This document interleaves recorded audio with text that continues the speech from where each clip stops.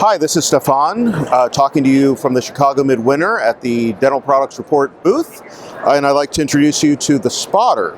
And the spotter non-invasively locates buried implants, and it'll not only find your implant, it'll find the center of your implant. So then you can use a tissue punch or a laser or a very small incision versus a large flap, which would then have to be sutured, resulting in healing time and cost for both the patient and the practice. The spotter has a 2-year warranty.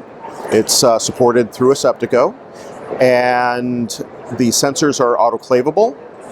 The probe itself can be inverted, so you can do both the upper arch and the lower arch for locating those buried implants no matter where they may be. So the spotter is especially indicated for patients who have compromised tissue, where the clinician really doesn't want to suture them to result in that additional healing time. And so by being able to find that implant non-invasively, there's a benefit, again, on both sides for both the clinician and the patient. It's battery powered, uses a standard AA battery, which is included with the unit.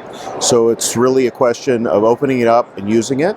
The sensor is autoclavable 10 times, and then they're replaceable in packs of 5. And those